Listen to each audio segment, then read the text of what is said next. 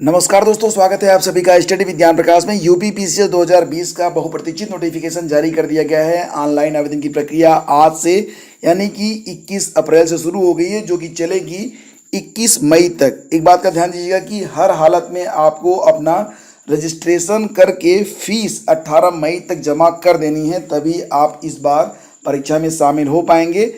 और अगर आप 18 मई तक अपनी फीस जमा नहीं करते हैं तो किसी भी हालत में आप फिर आवेदन नहीं कर पाएंगे। ठीक है, तो 18 मई को ही लास्ट डेट मान के चलिएगा। और मैं आपसे यही कहूँगा कि जितनी जल्दी आप अपना रजिस्ट्रेशन कर लेंगे उतनी ही अच्छी सर्विस आपको मिलेगी साइट की, क्योंकि लास्ट डेज में क्या होता है कि साइट जो होती है वो क्रैश होने लगती है। ठीक है, रिक्तियों की संख्या अभी 200 रखी गई है, क्योंकि अभी लॉकडाउन की वजह से अधियाचन जो प्राप्त हुआ है वो इतने ही पदों का प्राप्त हुआ है। एक बात का आप लोग और भी ध्यान दीजिएगा कि परीक्षा से पहले अगर अन्य पदों का अधियाचन प्राप्त होता है तो वो पद भी इन 200 पदों में ऐड हो जाएंगे। अब एक बात और भी कि रुपये 9,300 से 34,800 ग्रेड पे रुपये 4,600, केवल नायब तहसीलदार ग्रेड पे रुपये 4,200 से रुपये 15,600 से 39,100 ग्रेड पे कितना 5400 तक के जो वेतनमान के पद होते हैं वो पद यूपी पीसीएस में शामिल किए जाते हैं। अब अलग अलग जो पद होंगे, पदों की संख्या कितनी होगी उसके बारे में अभी कोई जानकारी प्राप्त नहीं है। एक बात का ध्यान दीजिएगा कि आप लोगों में से बहुत सारे लोग एक सवाल पूछना चाहते हैं कि क्या सामान्य स्नातक के लोग भी इसमें आवेदन कर सकते हैं। तो मेरा जवाब है यस, अगर आप सामान्य स्नातक हैं तब भी आप आवेदन कर सकते हैं। हालांकि अगर आप अपीयरिंग हैं तो आवेदन नहीं कर सकते हैं।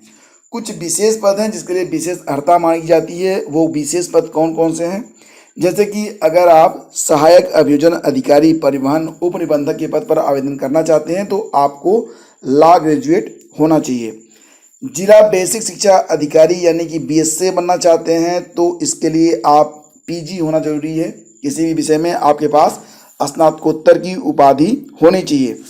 जिला लेखा परीक्षा अधिकारी के लिए वाणिज्य स्नातक यानी कि कॉमर्स ग्रेजुएट, सहायक नियंत्रक विधिक माप विज्ञान 1 और सहायक नियंत्रक विधिक माप विज्ञान श्रेणी 2 के लिए एक विषय के रूप में भौतिकी या यांत्रिकी अभियंत्रण सहित विज्ञान में यानी कि साइंस यानी कि बीएससी की डिग्री आपके पास होनी चाहिए।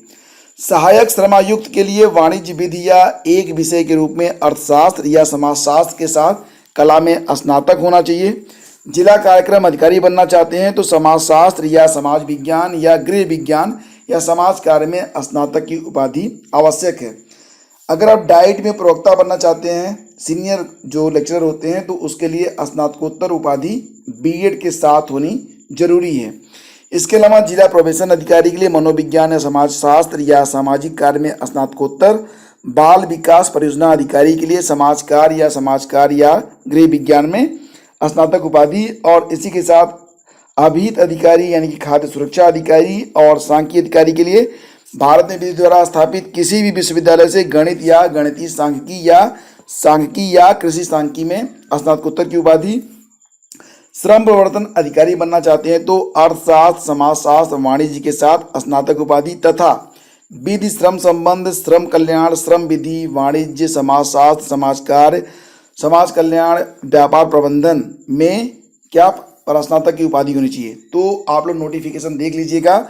और एक बात मैं आपको दोबारा से बता देता हूं कि ये विशेष पद हैं जिसके लिए विशेष अर्हता मांगी गई है। सामान्य स्नातक के लिए कौन कौन से पद होते हैं ये आपका एक बहुत ही बार पूछा जाने वाला प्रश्न है। तो आपको बता दें कि सामान्य स्नातक के लिए डिप्टी कलेक्टर, पुलिस उपाधीक्षक, खंड विकास अधिकारी, असिस्टेंट कमिश्नर वाणिज्य कर, जिला कमांडेंट होमगार्ड इत्यादि जैसे पद होते हैं। और इनके लिए जो योग्यता होती है वो सामान्य स्नातक होती है। तो अगर आप सिंपल ग्रेजुएट हैं तो आप आवेदन कीजिएगा, आपको ये सारे पद मिलेंगे। हालांकि अभी किस पद के सापेक्ष कितनी सीटें हैं ये अभी स्पष्ट नहीं है। कुल सीटों की संख्या 200 है, तो इस बार प्रतियोगिता काफ़ी टफ रहेगी, आपको मेहनत अधिक करनी पड़ेगी। आयु सीमा की जो गणना होगी वो 1 जुलाई 2020 से होगी। 1 जुलाई 2020 को आपकी आयु कम से कम 21 वर्ष और अधिक से अधिक 40 वर्ष की होनी आवश्यक है, अधिक से अधिक। ठीक है, मतलब 21 से 40 वर्ष के बीच में आपकी उम्र सीमा होनी चाहिए। और जो आरक्षण प्राप्त अभ्यर्थी हैं उनको नियमानुसार छूट भी मिलेगी। एक बात और भी कि हो सकता है कि आप ये पूछें कि क्या ईडब्ल्यूएस को भी उम्र सीमा में छूट है, तो इसका जवाब है अभी नहीं। ठीक है, हालांकि इस पर विचार चल रहा है, लेकिन अभी ईडब्ल्यूएस को कोई छूट उम्र सीमा में नहीं मिल रही है। इस विज्ञापन को अगर आप प्राप्त करना चाहते हैं तो आप हमारे टेलीग्राम चैनल पर आकर हमसे जुड़ सकते हैं। आगे बढ़ते हैं, आपको बता दें कि प्रारंभिक परीक्षा के आधार पर मुख्य परीक्षा के लिए 13 गुना लोगों को बुलाया जाएगा। जैसे कि अगर इसमें 200 सीटें हैं तो कुल मिला के 2600 लोगों को मुख्य परीक्षा में बैठने के लिए बुलाया जाएगा। और सीटें जितनी हैं, मतलब 200 सीटें हैं, तो इन 2600 लोगों में से 400 लोगों को इंटरव्यू के लिए बुलाया जाएगा। उनमें से 200 लोगों को सिलेक्ट किया जाएगा। पदों की संख्या बढ़ती है तो नंबर ऑफ कैंडिडेट्स भी बढ़ाए जाएंगे मेंस के लिए और इंटरव्यू के लिए भी। दोबारा से बता दूं कि अपीयरिंग वाले आवेदन नहीं कर सकते हैं। इस बात का उल्लेख आपको नोटिफिकेशन में पैरा 16 में दिया गया है। और नेगेटिव मार्किंग ये होगी 1/3 होगी, यानी कि 3 प्रश्न अगर आप गलत करते हैं तो एक सही प्रश्न का जो पूरा अंक है वो कट जाएगा, तो आपको नेगेटिव मार्किंग का भी सामना करना है। अब एक बात का ध्यान आप लोग और भी रखिएगा कि प्री और मेंस परीक्षा के लिए जो अलग अलग कैटेगरी है उसमें अलग अलग मिनिमम एफिशिएंसी स्टैंडर्ड भी रखा गया है। यानी कि अगर एससी या फिर एसटी कैंडिडेट हैं तो प्री और मेंस दोनों के लिए कम से कम 35% अंक प्राप्त करना अनिवार्य है, तभी वो कंसीडर किए जाएंगे, अदरवाइज नहीं।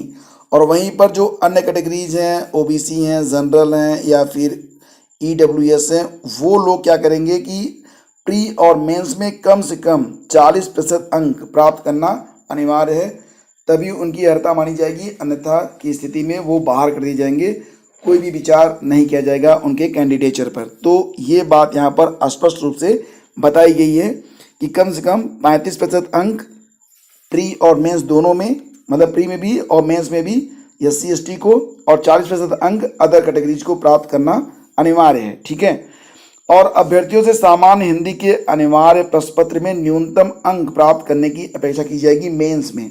मेंस में एक पेपर आपका हिंदी का होगा जिसके बारे में आगे मैं आपको बताऊंगा। तो इसमें जो न्यूनतम अंक है वो आपको प्राप्त करना अनिवार्य होगा। प्री में जो दूसरा पेपर होता है सी सेट जिसको आप कहते हैं, वो अर्हकारी होगा जिसमें 33% अंक आपको प्राप्त करना अनिवार्य होगा। और प्री में जो दो पेपर होंगे, दोनों में ही फर्स्ट पेपर और सेकंड पेपर दोनों में शामिल होना आपका कंपलसरी है। सेकंड पेपर ओनली क्वालिफाइंग है, 33% अंक ही आपको इसमें प्राप्त करने हैं। लेकिन अगर आप सेकंड पेपर में 33% अंक प्राप्त करने में अक्षम रहते हैं तो आपका पेपर 1 भी जांचा नहीं जाएगा और आपको बाहर कर दिया जाएगा। हालांकि जो फाइनल मेरिट बनेगी प्री में वो फर्स्ट पेपर के आधार पर ही बनेगी। और अब बात करते हैं परीक्षा योजना के बारे में। पूरी जो भर्ती है ये 3 चरणों में कंप्लीट होगी। सबसे पहले आपका प्री का एग्ज़ाम होगा, फिर उसके बाद मेंस का एग्ज़ाम होगा, उसके बाद आपका इंटरव्यू होगा। प्री में जितने लोग शामिल होंगे तो सीटों की संख्या के 13 गुना लोग बुलाए जाएंगे प्री में से छांट के, और उसके बाद जितनी सीटें रहेंगी उसके 2 गुना लोग बुलाए जाएंगे इंटरव्यू के लिए। ठीक है, तो प्री में मैंने जैसा कि आपको बताया था कि 2 पेपर होंगे, सी सेट और जनरल स्टडीज़। तो जनरल स्टडीज़ 1 और जनरल स्टडीज़ 2 दोनों ही जो प्रश्न पत्र होंगे ये ऑब्जेक्टिव टाइप के रहेंगे। इसमें आपको 2-2 घंटे का समय मिलेगा और दोनों ही जो प्रश्न पत्र होंगे वो 200-200 अंकों के होंगे। जो पहला पेपर होगा वो सुबह 9:30 बजे से चल के 11:30 बजे खत्म होगा। सेकंड पेपर 2:30 बजे शुरू होगा और 4:30 बजे तक चलेगा। प्रारंभिक परीक्षा का सेकंड पेपर केवल अर्हकारी होगा, मैंने ऑलरेडी आपको बता चुका हूँ। हालांकि दोनों ही प्रश्न पत्रों में आपका शामिल होना जरूरी है और जो आपकी फाइनल मेरिट होगी वो पेपर 1 के आधार पर बनाई जाएगी। समझ गए आप। उसके बाद बात करते हैं मुख्य परीक्षा के बारे में। तो मुख्य परीक्षा में यहाँ पर जो 6 पेपर हैं वो कंपलसरी हैं। तो दोस्तों यहाँ पर मैं आपको बता दूं कि कुल मिला के जो कंपलसरी सब्जेक्ट हैं वो कितने हैं, 6 हैं। और आपको एक ऑप्शनल सब्जेक्ट चुनना होगा जिसके 2 पेपर होंगे और इन दोनों पेपर में प्रत्येक जो प्रश्न पत्र होगा वो 200-200 अंक का होगा। तो आइए देखते हैं। देखिए यहाँ पर सामान्य हिंदी ये कंपलसरी है 150 अंक, निबंध 150 अंक, सामान्य अध्ययन प्रथम प्रश्न पत्र 200 अंक। और इस प्रकार से सामान्य अध्ययन के 4 पेपर होंगे, first paper, second paper, third paper और फोर्थ पेपर।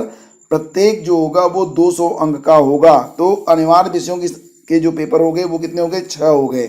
और 2 पेपर होंगे आपके विषय से, और इसके लिए जो लिस्ट यहाँ पर दी गई है, इसमें से कोई भी एक विषय आपको चुनना है और इसके 2 पेपर होंगे। प्रत्येक प्रश्न पत्र जो होगा वो 200 अंक का होगा, यानी कि जो विषय होगा वो कुल मिला के दोनों प्रश्न पत्रों में 200 और 200 बराबर 400 अंक का होगा। तो टोटल जो मेंस का यहाँ पर आप देख रहे हैं जो पूर्णांक होगा वो कितना होगा, 300 हो गया और ये 800 हो गया। 8 3 1100 कंपलसरी हो गया, 400 आपका क्या हो गया, 400 हो गया आपका विषय से। तो कुल मिला के 1500 अंकों की परीक्षा होगी किसकी, मेंस की, और 100 नंबर का आपका इंटरव्यू होगा। ठीक है, तो इस प्रकार से 1600 अंकों पर आपकी जो फाइनल मेरिट होगी वो बनाई जाएगी।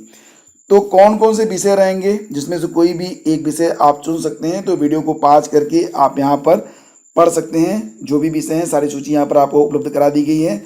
यहाँ पर आपसे बताना चाहूँगा कि सबसे अधिक जो चर्चित विषय हैं वो कौन कौन से हैं। एक तो आपका राजनीति विज्ञान हो जाता है, दूसरा इतिहास है, तीसरा है नृविज्ञान यानी कि जो ह्यूमन साइंस होता है। इसके अलावा हिंदी साहित्य लेकर भी बहुत सारे अभ्यर्थी बैठते हैं। लोक प्रशासन भी काफ़ी जो है चर्चित विषय है और इसको भी लेकर लोग बैठते हैं। समाजशास्त्र, अर्थशास्त्र, भूगोल, इसके अलावा दर्शन शास्त्र, मनोविज्ञान और लॉ। तो ये कुछ वो विषय हैं जो ज़्यादातर अभ्यर्थी लेकर बैठते हैं। और कुछ विषय ऐसे थे जो कि काफ़ी चर्चा में थे, जैसे डिफेंस वगैरह, तो वो हटा दिए गए हैं, इस बार भी शामिल नहीं किए गए हैं। तो ये है कंप्लीट आपका जो है नोटिफिकेशन। अब जो प्रारंभिक परीक्षा होगी और मुख्य परीक्षा होगी तो उसमें क्या क्या पूछा जाता है, यानी कि डिटेल सिलेबस क्या है और उसके लिए कौन कौन सी किताबें आपको पढ़नी चाहिए, इसके बारे में हम चर्चा करेंगे अपने इस वीडियो के पार्ट 2 में, जिसका लिंक इसी वीडियो के डिस्क्रिप्शन में आपको मिल जाएगा। तो दोस्तों ये रही कंप्लीट इन्फॉर्मेशन। उम्मीद करता हूँ कि आप काफ़ी संतुष्ट होंगे।